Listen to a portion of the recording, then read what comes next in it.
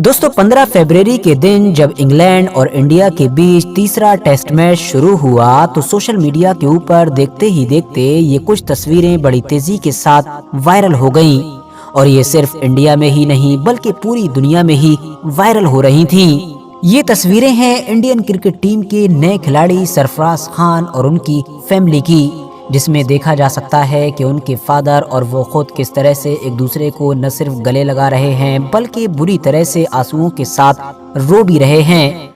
खुश आमदीद व्यूअर्स, अस्सलामु अलैकुम वरहमतुल्लाह बरकातहू। मैं सरताज अहमद अयूबी। आज हम जिस वीडियो का रिएक्शन करेंगे उसका टाइटल ये है कि क्रिकेटर सरफराज खान की रुला देने वाली कहानी। तो आइए देखते हैं इस वीडियो में आगे क्या होता है। मैं हूँ फरजाना अयूबी। आपको इस वीडियो का लिंक डिस्क्रिप्शन बॉक्स में मिल जाएगा, तो वक्त को बिल्कुल ज़ाया नहीं करते हैं और वीडियो शुरू करते हैं। दोस्तों 15 फरवरी के दिन जब इंग्लैंड और इंडिया के बीच तीसरा टेस्ट मैच शुरू हुआ तो सोशल मीडिया के ऊपर देखते ही देखते ये कुछ तस्वीरें बड़ी तेजी के साथ वायरल हो गईं और ये सिर्फ इंडिया में ही नहीं बल्कि पूरी दुनिया में ही वायरल हो रही थीं। ये तस्वीरें हैं इंडियन क्रिकेट टीम के नए खिलाड़ी सरफराज खान और उनकी फैमिली की, जिसमें देखा जा सकता है कि उनके फादर और वो खुद किस तरह से एक दूसरे को न सिर्फ गले लगा रहे हैं बल्कि बुरी तरह से आंसुओं के साथ रो भी रहे हैं।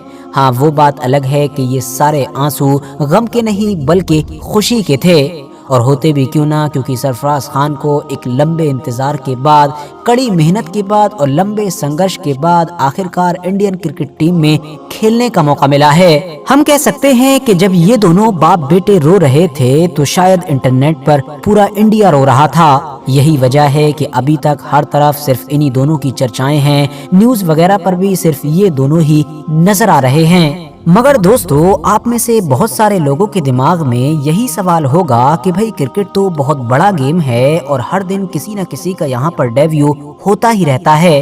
कोई ना कोई खिलाड़ी बड़ी मेहनत के बाद इस गेम में एंट्री लेता ही रहता है, तो आखिर इसमें इतना ज्यादा खास क्या है? इन दोनों के बारे में इतनी ज्यादा चर्चाएं क्यों की जा रही हैं और पूरा इंडिया इन दोनों को इतनी ज्यादा तवज्जो क्यों दे रहा है? तो दोस्तों, आप लोग सरफराज खान के बारे में ऐसा तब ही सोच सकते हैं अगर आपने सरफराज खान की कहानी के बारे में ना सुना हो। सरफराज खान कोई आम खिलाड़ी नहीं है, बल्कि ये तो एक ऐसा खिलाड़ी है कि जिसने डोमेस्टिक क्रिकेट में ऑलरेडी दुनिया के लगभग सारे ही बड़े बड़े खिलाड़ियों के रिकॉर्ड तोड़ दिए हैं। ऑस्ट्रेलिया के सिर्फ सर ब्रैडमैन के, जिनके रिकॉर्ड्स के बारे में हमेशा से ही ये माना जाता रहा है कि दुनिया में कोई भी आने वाला खिलाड़ी उनके रिकॉर्ड को नहीं तोड़ सकेगा क्योंकि ये तो नामुमकिन होगा, तो उनके रिकॉर्ड के भी सरफराज खान ऑलरेडी करीब पहुंच चुका है। बाकी सचिन तेंदुलकर जैसे इंडिया के सबसे बड़े खिलाड़ियों के रिकॉर्ड तो सरफराज खान के द्वारा ऑलरेडी 11-12 साल की उम्र में ही तोड़ दिए गए थे।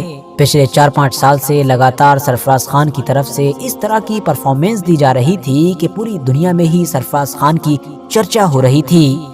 मगर इन तमाम चीज़ों के बावजूद भी सरफराज खान को इंडिया की जो इंटरनेशनल क्रिकेट टीम है उसमें जगह नहीं मिल रही थी। जब भी मौका आता था तो ऐसे ऐसे खिलाड़ियों को तो चुन लिया जाता था कि जो सरफराज खान के मुकाबले में 50% भी नहीं है, मगर सरफराज खान को छोड़ दिया जाता था।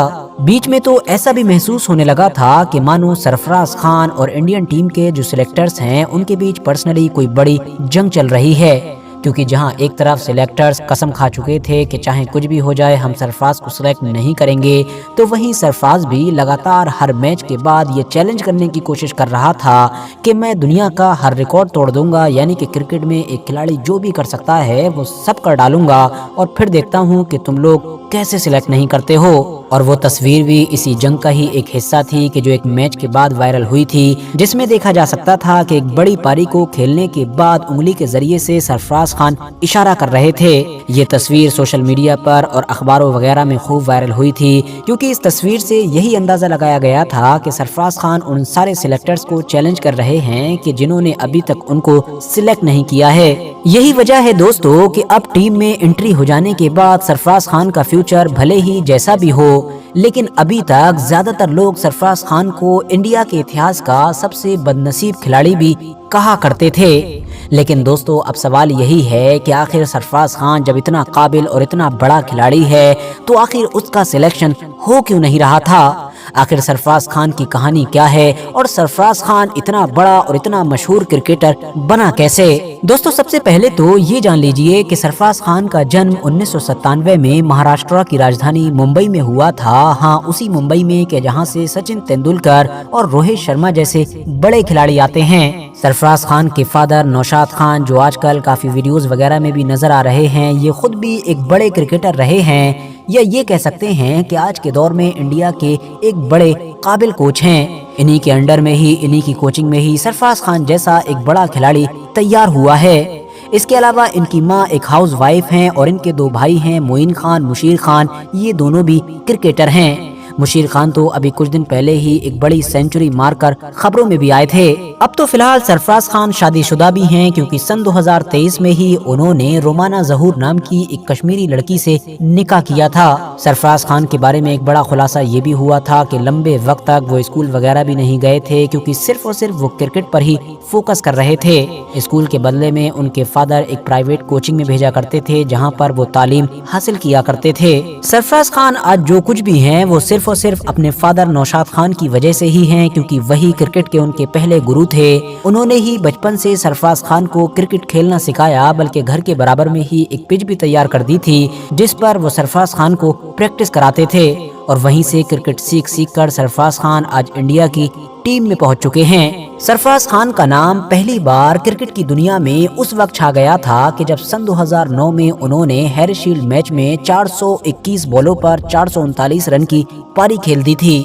उस वक्त उनकी उम्र सिर्फ और सिर्फ 12 साल के करीब थी और इस पारी के साथ उन्होंने सचिन तेंदुलकर का लगभग 45 साल पुराना रिकॉर्ड तोड़ दिया था। इसके बाद जल्द ही उन्होंने मुंबई की अंडर 19 में खेलना शुरू कर दिया था और सन 2020 में उन्होंने रणजी में यूपी के खिलाफ 13 शतक मार दिया था और उसके बाद मानो उन्होंने कभी भी पीछे मुड़कर नहीं देखा। 2021-22 के रणजी में उन्होंने सिर्फ 6 मैचों में 122 के औसत से लगभग 982 रन ठोक डाले थे और इसी के साथ लोगों को पता चला था कि भाई इंडियन टीम में बहुत जल्द ही अब एक बड़ा टेस्ट प्लेयर एंट्री मारने वाला है। हालांकि दोस्तों इस बात में सच्चाई भी है कि हर इंसान की जो बॉडी होती है उसका टाइप अलग अलग होता है। कुछ लोगों का बॉडी स्ट्रक्चर यानी कि बॉडी टाइप इस तरह का होता है कि वो चाहे कितना भी पसीना बहा लें, कितनी भी मेहनत कर लें, वो एक मॉडल की तरह पतले दुबले नहीं दिखेंगे, बल्कि उनका शरीर मोटा और तगड़ा ही दिखेगा, भले ही वो अंदर से कितने ही फिट क्यों ना हो जाएं। इसके अलावा लंबे वक्त तक टीम में सिलेक्ट न होने की दूसरी वजह ये भी बताई जाती है कि सरफराज खान का विवादों से पुराना नाता रहा है।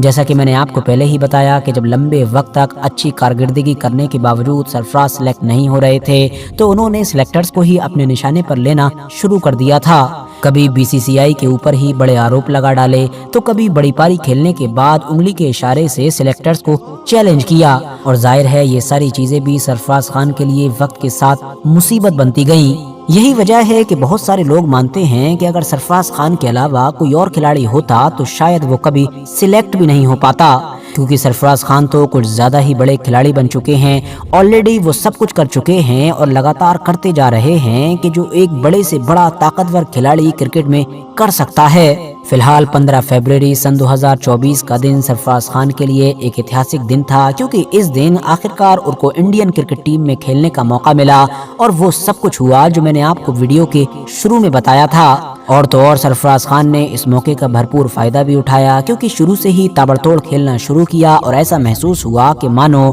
टेस्ट क्रिकेट नहीं बल्कि T20 चल रहा हो। आसानी के साथ ही अपनी 50 भी पूरी कर ली, मगर जब 62 यानी कि 62 रन पर थे तो रविंद्र जडेजा के जो दूसरे छोर से खेल रहे थे उनकी गलती की वजह से सरफराज खान को रन आउट होना पड़ा।